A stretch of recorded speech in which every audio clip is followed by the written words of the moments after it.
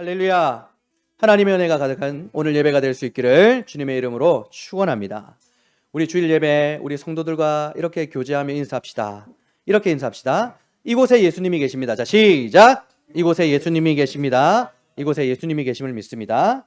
우리가 지난주부터 우리 신앙을 선언했는데요. 저를 따라 오른손을 들고 함께 우리의 신앙을 고백하는 겁니다. 자, 손 들고 저를 따라합니다. 믿음의 생각을 하자.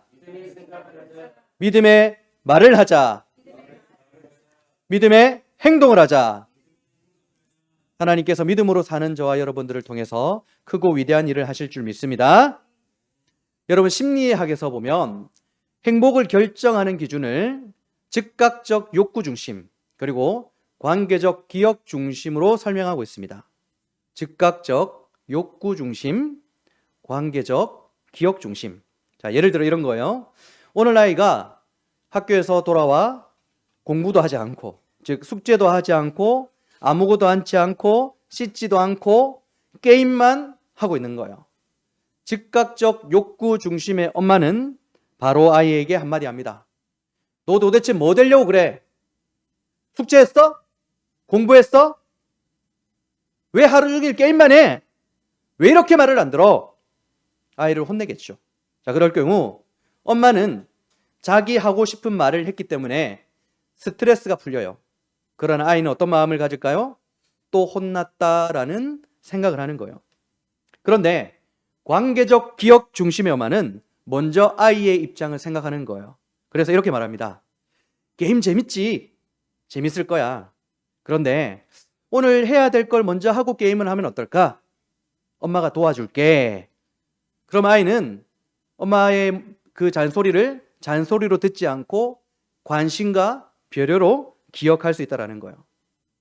여러분, 즉각적 욕구 중심이란 아이를 통제하지만 관계적 기억 중심이라는 것은 아이를 성장시켜요. 즉각적 욕구 중심의 엄마도 할 말은 있죠. 아이를 걱정하기 때문에, 아이를 사랑했기 때문이라는 거예요. 맞아요. 아이를 사랑했기 때문이 맞습니다. 그러나 더 분명한 것은 즉각적 욕구 중심이라는 것은 후회를 남기는 것이고 관계적 기억 중심은 신뢰와 기쁨이 쌓인다라는 거예요. 여러분, 우리는 사랑하는 방법을 바르게 알아야 돼요. 사랑하는 법을. 사랑하는 것은 상대방이 나를 어떻게 기억하길 원하는지 고민할 줄 알아야 된다라는 거예요. 우리가 신앙적으로 봐도 성경을 통해서 이스라엘의 모습을 봐도 이스라엘의 신앙이 무너진 것은 항상 즉각적 욕구 중심일 때가 대부분이었어요. 내가 편한 것, 내 눈앞에 있는 유익, 즉각적 욕구 중심이었죠. 여러분, 에덴 동산에서 하와가 선악과를 먹었습니다. 왜 먹었을까요? 왜 먹었죠? 먹음직하고 보암직하고 탐스러웠기 때문에. 욕구예요, 욕구. 심리학에서 말하는 즉각적 욕구 중심의 대표적인 행태예요. 에서가 야곱에게 팥죽 한 그릇에 장자의 명분을 팔았어요. 내가 죽게 되었으니 이 장자의 명분이 내게 무슨 유익이냐라며 이 배고픔을 즉각적으로 해결하는 욕구, 그 모습을 나타낸 전형적인 모습이죠. 자, 시내산에서 모세가 하나님을 만나고 있을 때 모세를 기다리던 이스라엘 백성들은 금 송아지를 만들어 숭배하고 있었습니다. 모세가 더디 내려오매 우리를 인도할 신을 만들라라고 했었죠. 그렇게 유사 기독교를 만든 이유는 하나님이 보이지 않고 모세를 기다리는 게 불편했어요. 즉각적으로 확실해 보이고 만질 수 있고 나에게 뭔가 느껴지는 그런 신을 원했기 때문이에요. 즉각적 욕구 중심의 대표적인 패턴이에요. 자, 그렇다면 우리 예수님은 어땠을까요? 예수님의 삶과 사역은 모두 관계적 기억 중심이었어요. 여러분, 예수님께서 본격적으로 사역을 하시기 전 광야에서 금식하시고 마귀에게 시험을 받으셨죠. 마귀는 곧바로 즉각적인 만족을 하는 세 가지 시험을 했어요. 즉시 이 돌을 떡으로 만들어라. 즉시 천사들이 너를 높이게 해라. 즉시 만물을 죽겠다. 즉각적 욕구를 충족할 수 있도록 시험했더라는 거예요. 그러나 예수님은 거절하셨습니다. 예수님의 선택의 기준은 즉각적인 만족이 아니라 하나님과의 관계적 기억 중심이었기 때문인 거예요. 요한복음 4장 34절을 보시면 나의 양식은 나를 보내신 이의 뜻을 따르는 것이다 라고 예수님께서 말씀하셨어요. 그렇다라는 것은 예수님의 삶의 목표는 누구였다라는 거예요? 하나님께 있었다라는 거예요. 하나님과의 관계에서 내가 어떻게 기억될 것인가, 그것이 예수님의 중심이었다라는 것이죠. 자, 그래서 이 즉각적 욕구 중심이라는 말과 관계적 기억 중심이라는 말을 우리의 신앙으로 바꾸면 어떻게 바꿀 수 있을까 고민을 했어요. 여러분, 즉각적 욕구 중심은 감정, 본능, 편안함, 내 위주예요. 관계적 기억 중심은 하나님과의 관계를 기준으로 삼고 있는 거예요. 그래서 갈라디아서 5장에서 즉각적 욕구 중심과 관계적 기억 중심을 대체할 수 있는 말을 찾아내게 되었어요. 갈라디아서 5장 16절과 17절을 봅니다. 내가 이르노니 너희는 성령을 따라 행하라. 그리하면 육체의 욕심을 이루지 아니하리라. 육체의 소욕은 성령을 거스르고 성령은 육체를 거스르나니 이 둘이 서로 대적하므로 너희가 원하는 것을 하지 못하게 하려 함이니라. 아멘. 여러분, 즉각적 욕구 중심은 육체의 만족이에요. 관계적 기억 중심은 성령의 역사라고 표현할 수 있죠. 여러분, 육체는 나를 생각해요. 나. 그러나 성령은 하나님을 생각하도록 우리를 이끌어 주세요. 육체는 신앙으로 나를 포장해서 결국 그 끝을 보면 나의 유익, 나의 만족이 있지만 성령은 하나님께서 지금 나를 어떻게 여기실까, 어떻게 기억하실까를 고민하게 만든다라는 것입니다. 오늘 말씀은 관계적 기억 중심에 있었던 이스라엘이 어떻게 즉각적 욕구 중심으로 붕괴가 되었는지, 성령의 인도하심을 받았던 이들이 어떻게 육체의 소욕 가운데 그들의 신앙이 망가지게 되었는지를 우리에게 가르쳐주고 있는 내용이에요. 느헤미야서의 시작은 어떻습니까? 성벽 재건이라는 위대한 하나님의 사명을 위해서 열심을 가진 자들의 이야기로 시작을 했어요. 여러 가지 어려움이 있었지만 그들은 믿음으로 이겨냈습니다. 그리고 결국 은혜로 50일 만에 성벽을 재건할 수 있었어요. 신앙을 고백하며 하나님의 은혜 앞에 내 삶을 결단하겠노라고 이름까지 적었습니다.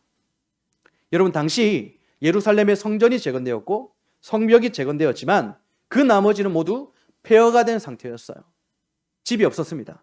밭이 없었어요. 그러나 지도자들은 모범을 보이기 위해서 내가 그곳에 살겠노라고 자원했었고, 이스라엘 백성들 중에도 내가 그곳에 살겠다라고 자원하는 사람들이 있었습니다. 그곳은 고생길이고 가시밭길이고 사망의 음침한 골짜기와 같은 길이었지만 그곳에 하나님이 계신다는 믿음으로 자신의 편안함과 유익을 포기하고 사명의 길을 택했던 것이죠.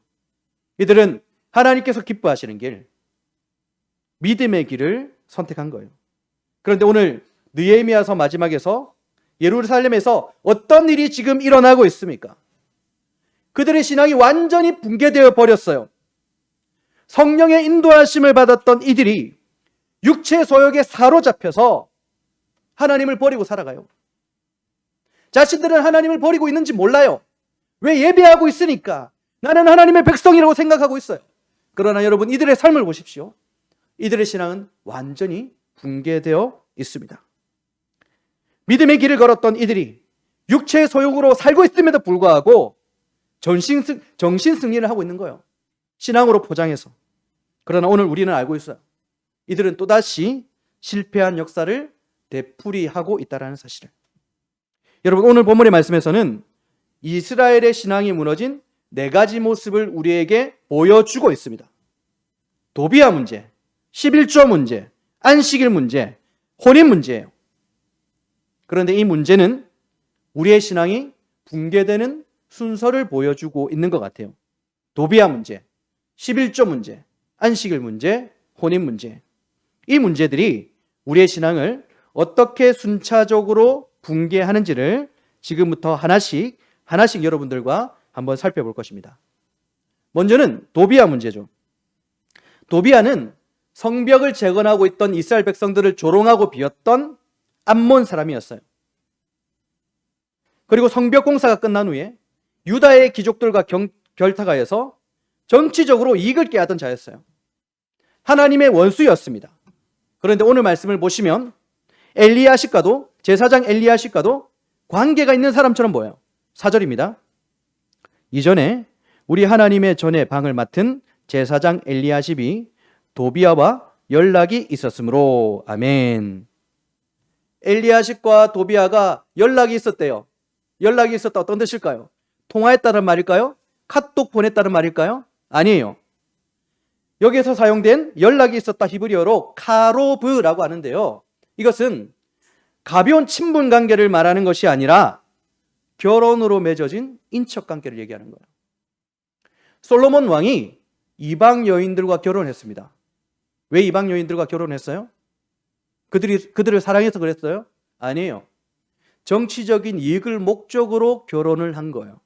마찬가지로 엘리야십과 도비아는 혼맥을 통해서 정치적인 이익을 꾀하던 공생관계였다라는 거예요. 그런데 오늘 말씀을 보시면 이런 하나님의 원수인 도비아를 엘리야십이 어디에 머물도록 했다라고 말씀하고 있을까요? 자, 이어지는 5절 봅니다.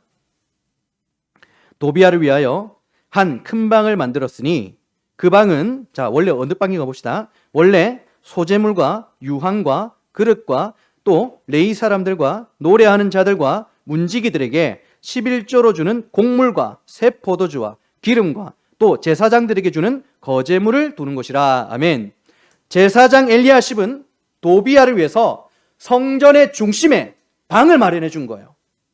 여러분, 엘리야십은 자신의 이익을 위해서, 육체의 소욕을 위해서 성전의 중심에 하나님의 원수가 까리를 틀도록 자리를 마련해 줬어요. 성전의 중심에 더러운 것이 들어왔어요. 성전은 망가진 거예요. 여러분, 성전을 누가 망가뜨렸습니까? 그 중심에 들어온 도비아가 망가뜨렸습니까? 아니에요. 그 문을 열어준 엘리야십이 성전을 망가뜨렸어요. 여러분, 죄는 밖에서 내 마음의 문을 깨부수고 들어오지 않아요. 내가 문을 열어주니까 들어오는 거예요. 창세기 4장을 보면 가인과 아벨의 이야기가 나오죠. 가인과 아벨이 하나님께 제사를 드렸는데 하나님께서는 가인의 제사는 받지 않으시고 아벨의 제사만 받으셨어요. 그때 가인의 안색이 변하고 분노했다고 해요. 얼굴이 빨개지더니 씩씩거리고 있었던 거예요. 그러자 하나님께서 가인에게 한마디 하셨어요. 창세기 4장 7절입니다. 네가 선을 행하면 어찌 낯을 들지 못하겠느냐? 선을 행하지 아니하면 죄가 문에 엎드려 있느니라. 죄가 너를 원하나 너는 죄를 다스릴지니라. 아멘. 자, 여기서 이 표현 중에서 죄가 문에 엎드려 있다라는 표현이 보이죠? 죄가 문에 엎드려 있다. 여러분, 문에 엎드려 있다라는 표현은 이 죄라는 것이 문 앞에서 집요하게 기다리고 있다라는 뜻이에요. 침범했다라는 뜻이 아니에요. 죄에게 문을 열어준 사람이 누구예요? 가인이에요. 그랬더니 죄가 들어와서 아벨을 죽여버렸던 거예요. 가룟 유다는 예수님을 은 30에 팔았잖아요. 그때 성경을 보면 유다가 예수님을 팔 생각을 품었다라고 해요. 생각을 품었다. 그러자 이어지는 말씀이 무서워요. 그렇게 생각을 품었더니, 그가 마음의 생각을 품었더니 사탄이 그에게 들어왔다라고 해요. 여러분, 하나님께서는요, 우리에게 분명히 경고하세요. 우리가 먹는 것 때문에 우리가 더러워지는 게 아니래요. 우리 마음에 있는 것 때문에 우리가 더러워진다고 얘기하세요. 우리 마음에 더러운 것이 있으니까 우리가 더러워지는 거예요. 도비아는 성벽을 비웃고 조롱한 사람, 하나님의 원수였어요. 그런데 그 하나님의 원수는 성전의 문을 깨부수고 들어오질 않았어요. 그저 문 앞에 집요하게 기다리고 있었을 뿐이라는 거예요. 그리고 그 문을 열어준 게 누구였습니까? 엘리야십이었어요. 영적 중심에 책임 있는 사람, 그 사람이 나의 만족과 나의 유익과 나의 편안함이라는 생각을 품자 하나님의 원수인 도비아가 들어온 거예요. 우리 영적 중심의 책임이 누구예요? 바로 우리예요. 우리의 마음의 문을 열어주면 도비아가 들어오는 거예요. 여러분, 엘리야십과 도비아는 정치적 이익을 꾀하는 공생관계라고 했었죠. 성전의 중심에 하나님의 원수를 들어놓고서도 온갖 핑계로 포장했을 거예요. 마치 신앙을 위한 선택이라고 얘기했을 거예요. 가인의 제사도 마찬가지였을 거예요. 그러나 하나님은 아시죠? 그것은 육체의 소욕이라는 것을. 육체의 소욕이라는 것을. 하나님은 아신다라는 거예요. 여러분, 사람을 더럽게 하는 건요, 먹는 게 아닙니다. 내 환경, 내 상황이 아닙니다. 내가 문을 열었기 때문이에요. 내 마음이 더러워졌기 때문이에요. 그렇게 이스라엘의 신앙이 붕괴되기 시작한 거예요. 자, 그러자 이제는 어떤 일이 일어납니까? 10절입니다. 내가 또 알아본즉 레위 사람들이 받을 몫을 주지 아니하였으므로 그 직무를 행하는 레위 사람들과 노래하는 자들이 각각 자기 밭으로 도망하였기로. 아멘. 백성들이 11조와 헌물을 멈추자 예배의 재정이 무너지고 예배 드리던 이들이 생계를 위해서 성전을 떠날 수밖에 없었던 거예요. 여러분, 11조를 드린다는 것은 단순한 돈 문제가 아니에요. 여러분, 11조는 우리 신앙의 고백이잖아요. 모든 것이 하나님의 은혜입니다. 내 삶의 주인은 하나님이십니다. 이 신앙 고백이에요. 마태복음 6장 21절을 보시면 네 보물이 있는 곳에 네 마음이 있다라고 말해요. 네 보물 뭡니까? 돈이에요. 돈은 마음의 방향이에요. 감사함으로 정직한 11조를 한다라는 것은 그 마음의 중심에 하나님이 있다라는 거예요. 그러나 11조를 하지 않는다는 것은 내 마음이 하나님을 향하지 않는다는 증거예요. 말라기 3장에서도 분명히 말씀하셨어요. 사람이 어찌 하나님의 것을 도둑질하느냐. 하나님 중심이 아니라 나 중심에 대해서 하나님께서 책망하셨어요. 11조를 멈춘 순간 예배를 섬기던 자들이 생계를 떠났어요. 그들은 더 이상 하나님의 백성이 아니기로 선택을 한 거예요. 내가 주인된 삶을 선택한 거예요. 내 마음의 중심에 하나님이 아닌 나의 편안함, 나의 유익이라는 도비아가 꽈리를 트는 순간 그의 삶은 나의 중심이 된 거예요. 내 중심.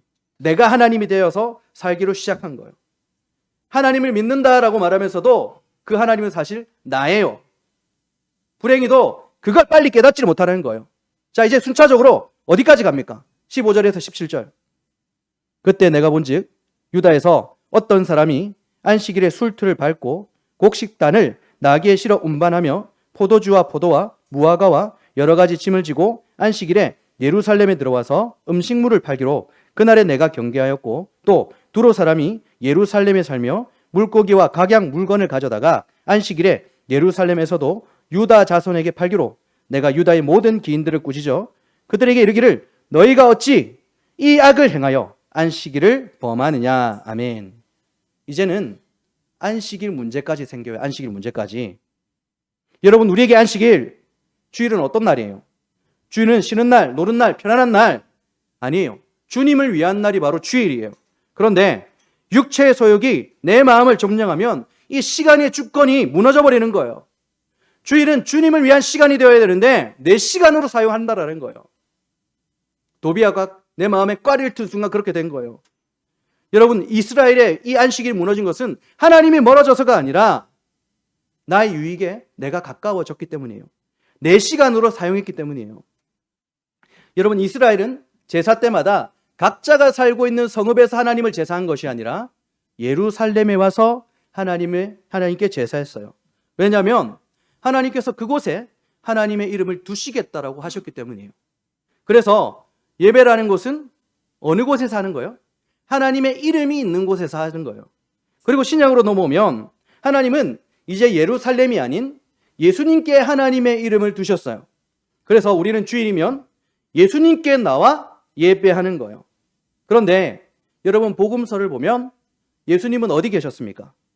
의리의리한 왕국에 계셨어요? 편안하고 좋은 자리, 화려한 곳에 계셨습니까? 예수님은 불편한 곳, 낮은 곳에 계셨어요. 남루한 마구간, 다락방, 병든 자들의 자리, 세리와 죄인들과 함께 식탁, 광야, 십자가의 좁은 길에 계셨어요. 여러분, 정말 예수님을 주님으로 인정한다면 내가 원하는 곳, 내가 편한 곳에서 예배하는 것이 아니라 예수님이 계시는 곳에서 예배해야 돼요. 불편하고 낮은 곳, 가시밭길과 좁은 길, 그곳에서 여러분들이 예배해야 된다는 거예요.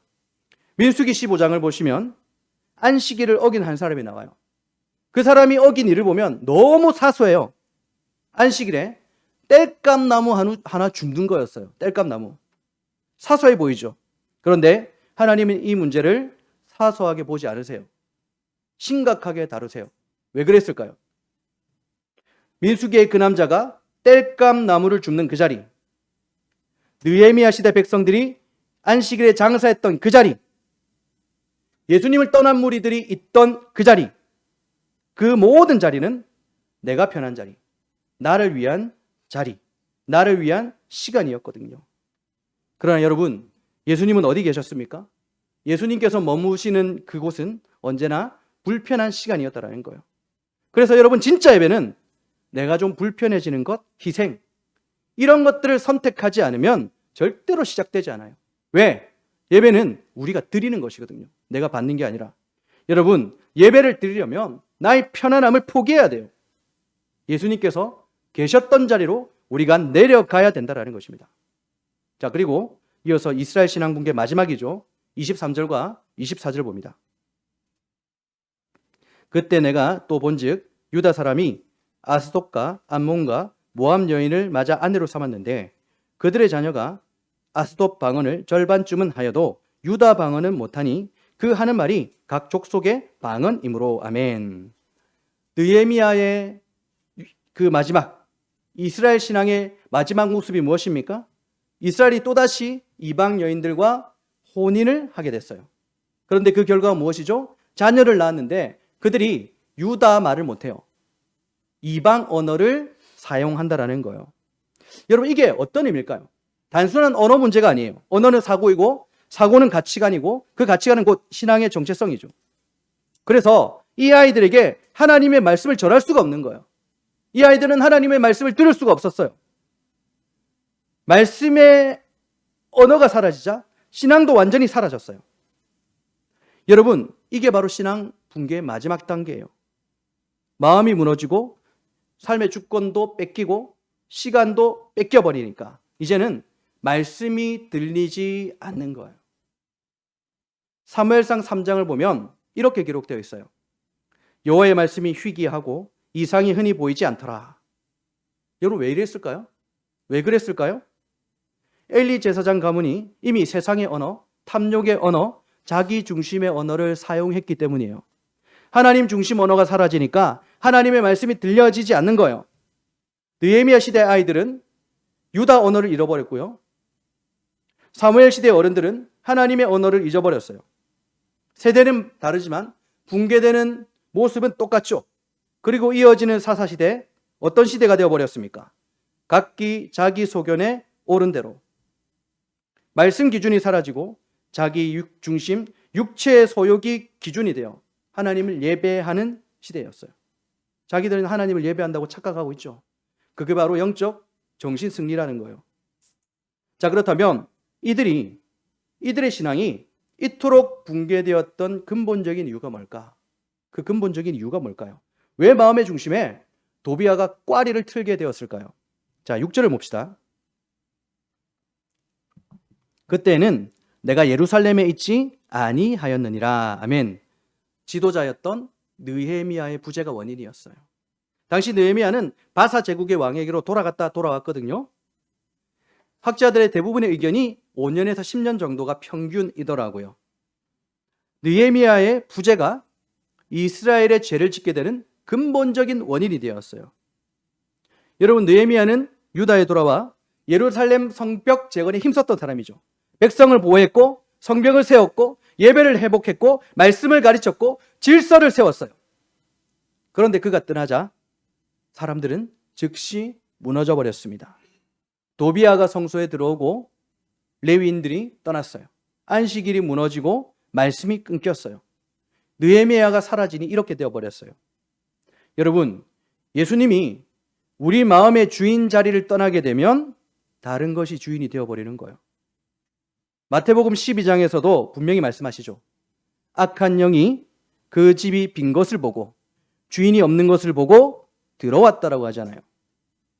예수님이 마음의 주인으로 계시지 않는 자리에 다른 게 주인으로 꽈리를 틀고 있는 거예요. 그게 영적 세계예요. 자, 오늘 느헤미야가 다시 돌아왔습니다.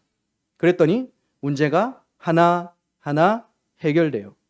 마찬가지로 우리 마음에 예수님을 주인으로 모실 때 이제 비로소 모든 것이 회복되는 거예요. 그렇다면 오늘 제가 여러분들에게 묻습니다. 여러분의 마음의 주인은 누구입니까? 느헤미야는 아주 분명한 진단의 방법 하나를 우리에게 가르쳐주고 있어요. 느헤미야가 무너진 그런 문제들을 바로잡을 때마다 이렇게 기도합니다.